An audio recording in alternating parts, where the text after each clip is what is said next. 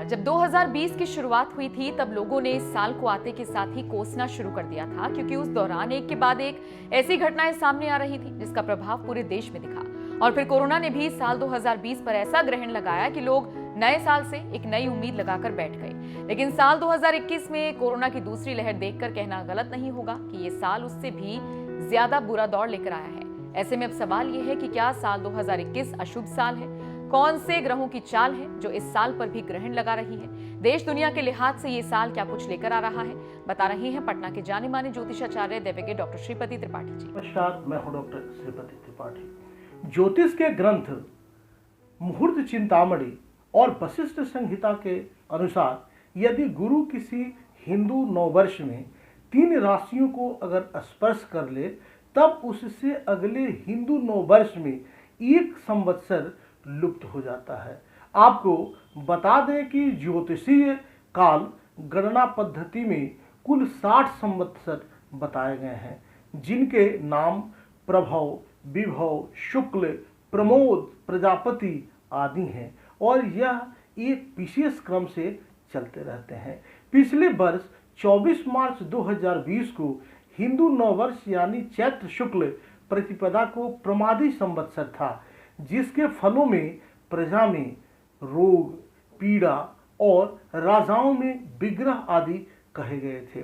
संयोग से 24 मार्च 2020 को ही भारत में कोरोना महामारी के चलते संपूर्ण तालाबंदी की गई थी। उस समय गुरु धनु राशि में गोचर कर रहे थे और कुछ दिनों में ही वह मकर राशि में आकर अतिचारी हो गए। गुरु सामान्यतया एक राशि में 1 वर्ष तक रहते हैं, लेकिन मकर राशि में वह 10 माह तक रहने के बाद इस वर्ष हिंदू नववर्ष आरंभ होने के 3 दिन पूर्व ही कुंभ राशि में प्रवेश कर चुके थे। इस कारण से गुरु ने धनु, मकर और कुंभ तीनों राशियों को एक ही हिंदू 9 वर्ष के समय स्पर्श कर लिया था। अतः प्रमादी के बाद आनंद संवत्सर का लोप हो गया और राक्षस संवत्सर का उदय हुआ है। लुप्त संवत्सर का प्रभाव आनंद नाम के शुभ संवत्सर का गुरु की अतिचारी गति के प्रभाव के कारण लुप्त हो जाने से राक्षस नामक अशुभ संवत्सर अभी चल रहा है, जिसके कुप्रभाव से 12 अप्रैल को शुरू हुए हिंदू नववर्ष के बाद से कोरोना महामारी की स्थिति विकराल रूप ले रही है। मई और जून के महीनों में राहु वृष राशि में चलते हुए अपनी प्रतिकूलता को बढ़ा देंगे। इससे कोरोना की दूसरी लहर में लोगों को अभी और सतर्कता, अपने आप को जितना हो सके बेहतर लोगों से दूरी बनाकर सजगता से काम लेना होगा। 23 मई को शनि जब मकर राशि में श्रवण नक्षत्र में वक्री होंगे तब केंद्र सरकार को कोई बड़ा फैसला लेना पड़ सकता है। यह जो समय है कोई बहुत गोपनीय या कोई बड़ा निर्णय लेने का है। सामान्यतः एक पूर्णिमा से अमावस्या तक 15 दिनों में 15 तिथियां होती हैं, लेकिन कभी कभी किसी एक तिथि के क्षय हो जाने के कारण या लुप्त हो जाने के कारण पक्ष 14 दिनों का होता है, तो कभी एक तिथि के बढ़ जाने पर पक्ष 16 दिनों का भी हो जाता है। लेकिन इस वर्ष दशकों बाद ऐसा संयोग बन रहा है जब कोई पक्ष 13 दिनों का हो रहा है। इस पक्ष में 2 तिथियों का क्षय यानी लोप हो जाएगा। भाद्रपद शुक्ल पक्ष यानी सितंबर के महीने में प्रतिपदा और त्रयोदशी तिथि का क्षय हो जाएगा। अतः सितंबर महीने में पड़ रहा भाद्रपद शुक्ल पक्ष केवल 13 दिनों का ही होगा। 8 सितंबर से 20 सितंबर तक रहने वाले 13 दिनों के इस अशुभ पक्ष के बाद कोरोना महामारी की तीसरी लहर भी भारत में आ सकती है, ऐसी आशंका है। ऐसा कहा जाता है कि महाभारत युद्ध के समय भी 13 दिनों का पक्ष पड़ा था। अतः 13 सितंबर और उसके बाद का कुछ समय भी देश के लिए चुनौतीपूर्ण हो सकता है, परेशानियां भी बढ़ सकती हैं।